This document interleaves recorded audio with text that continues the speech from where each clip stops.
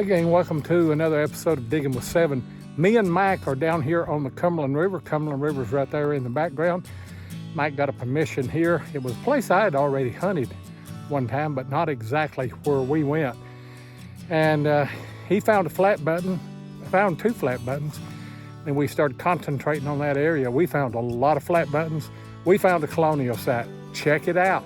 By the way, go down to that lower right corner, click that subscribe button, and you'll be notified of every dig or every dive that we do. Appreciate it. Old house here. I've hunted this. It's been a few years ago. And Mike said he had a permission, and it just turned out to be this spot where I've hunted before. My first signal is a little brass brad. Probably went on a piece of horse tack or maybe a belt or something. But it's a find.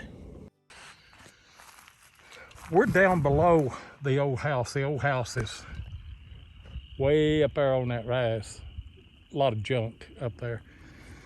But Mike has come on down closer to the river here, and he's got a hole, and he said he's got something green still in the clod. Where's the clod at? Oh, I do see it. Can you see it right there? Right there. It's a flat button. That's sure what it is. It's got the markings right here. The shank is broke off of it. That's a good find right there. That's a great find. Great find. I'll tell you something about this spot here. If you look down, the river's right down in the lower part of this bottom, and that's Richardson's Landing. Steamboats used to stop in there, and then at that old house on top of the hill, the steamboat captains used to come and spend the night. I did some research on all this down here. Well, so a lot of activity here anyway. Just over from where Mike found a flat button, I've got a key. I've never seen a key like that. Don't know what that would have went on. Might do a little bit of cleaning on that. It's brass, and see if there's any kind of markings on it. Get some idea of what it went to. Well, I guess I'm just going to film today. I ain't finding all that much, and Mike said he thinks he's got another flat button. Boy, that'd be nice. It is another flat button. That's a nice one there too. Shank is broke off of it. May have a little bit of markings on the back. It's hard to tell. If it does, it'll be probably 1820s. I think I call myself flat button. Flat button. Or fat button. Oh. Fat butt. Fat butt. I finally got on the board with a button. It's broke. It's a tomback button. You can see the shank is still there. That's an old button right there. That's 1700s button. But they were real brittle, and so they would break very easy. Plow hit that or anything. Finally on the board with a button.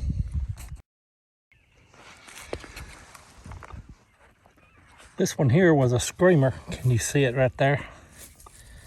That looks like a tomback button. That's what it is. Shank is broke off of it. But that's another 1700s tomback. And this one's not broke. That's great. I found that last tomback right there where my handle is. The other tomback right over there. And I haven't touched this yet.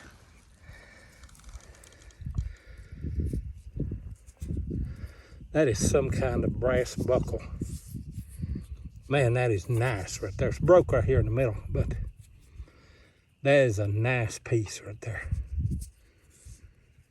I'll sure take that. I just made a great find here. It is a thimble, and you can see that the top is cut out of it. Now the story goes that a woman, before she would get married, she would sew all of the quilts and things like that. They would need to set up housekeeping, and when she got finished, she would cut the top of her thimble off, showing that her work was done and they were ready to be married. Now, I don't know if that story or that legend is true, but I found some of these thimbles with no tops on them there. What a great find.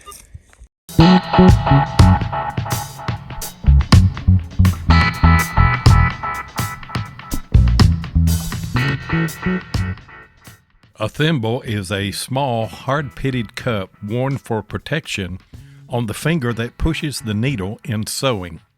The word thimble came from the Old English word which meant thumb bell. The earliest known thimble, in the form of a simple ring, dates back to the Han Dynasty of ancient China from 206 BC to 220 AD. Ancient thimbles were made of a variety of materials, including bone, leather, and ivory. However, the vast majority of metal thimbles were made of brass. Medieval thimbles were either cast brass or made from hammered sheets. Early centers of thimble production began in the 15th century, and in 1693, a Dutch thimble manufacturer named John Lofting established a thimble factory in London, England. And you might not know that the thimble sometimes symbolized more than sewing. Quakers and Puritans were some of the first settlers in the New World, and they did not wear jewelry, including wedding and engagement rings, because of their belief in living a simple life. Instead of giving a ring, it was the custom for the engaged couple to exchange a thimble. The thimble was something practical and was used by young women to sew household linens and garments used as part of their dowry. After the wedding, the man would cut off the cup of the thimble, thus symbolizing that the young woman's engagement preparations were completed. The rim of the thimble was then worn as a wedding ring. Mike got a signal, want me to come look at it.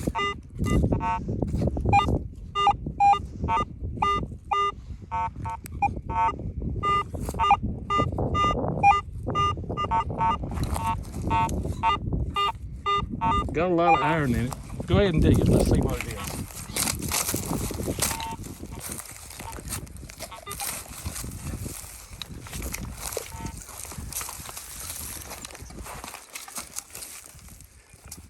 In there? It's in there. We'll soon find out. Yeah.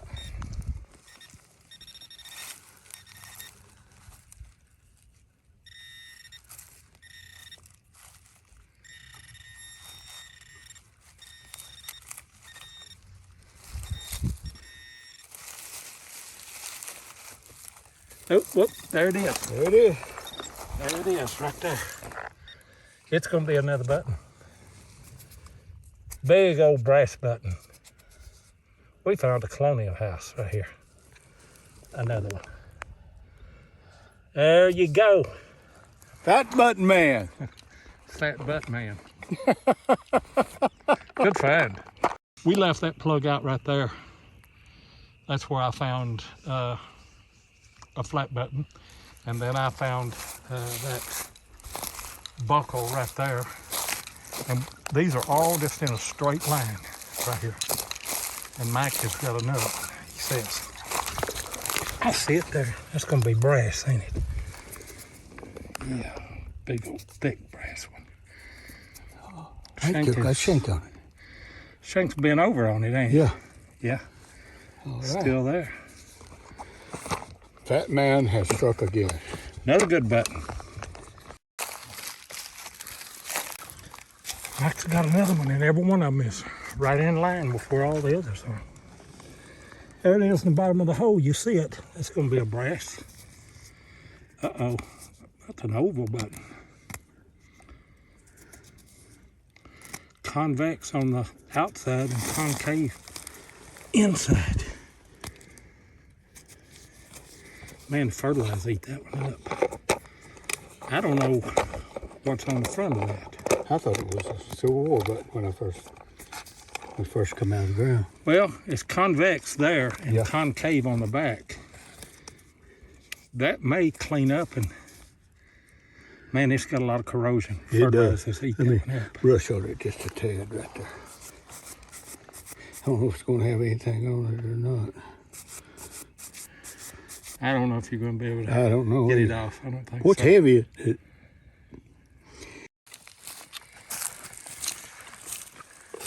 You see it right there? Yeah. That's part of a heel plate. The hole right there, right there. It's always? Yeah. Cool. I've never quite seen one exactly like that. I ain't either. Yeah, we got a Colonial house here. Oh, yeah. There's Mike and the old house, so you see how far down that we are. We're way on down. Been a long time since I found a dandy button. That's what that is, a big dandy button. I love it.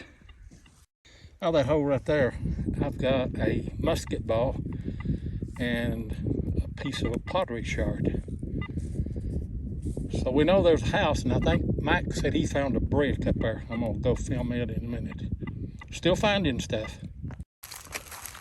Now Mike says he's got a big button.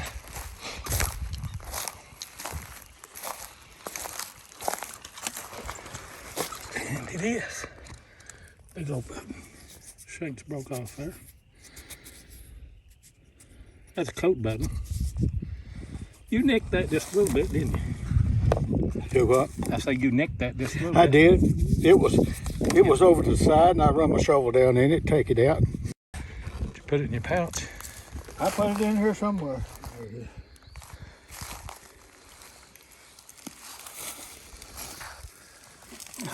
Big old brass ring. That would have been on some of the early hames. That is part of horse tack. That's a great find right there. Mike was digging over here and he found a couple of pieces of brick here. I found a couple of pieces on back a little ways as well.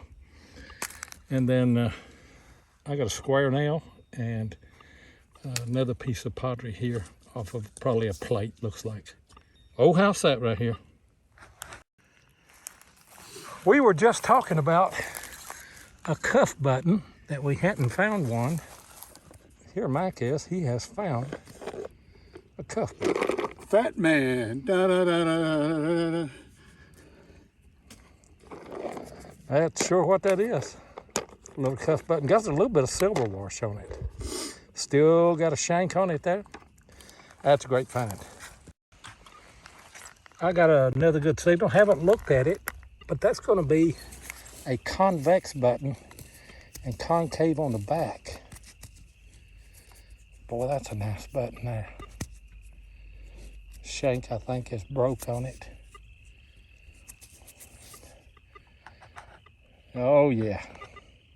I'm going to have to put Mike in time out for a minute so I can catch up. He's got another button. Here, I see it. Laying right there in the clod still. Shank just broke off of it. Ain't nothing like finding Colonial flat buttons. Out of that hole right there, I had a screaming 80. And it is a flat button, little cuff button, but it's pretty thick. Shank just broke off of that side, you can tell. I'll take it. Out of that hole right there, I thought I had a little cuff button to start with, but it's a little brass tack. And you find these around these old Colonial sites. I have. So that's another good find. Well, we'll look at Mike's stuff first. He won today on buttons. He did find that brass ring right there, but he's got 8 flat buttons. Pretty nice day. And then I think I've got 5 buttons and that tack as well. Got a heel plate, got a rivet, got a musket ball, big dandy button. Got this key and shoe buckle or knee buckle, I don't know. Little ring. Check this out right here. It's a little glass bottle. It's just the bottom part of it. Probably some kind of medicine bottle. And then what I think is my find of the day is that thimble with the top cut out of it. But it was a good day. We didn't hunt around the old house. We found a better spot, didn't we? It was a good day. We had Best thing I've had in a while on flat buttons, I can tell you right now. Me too. We got to come back here again because there's still a lot of hunting down there.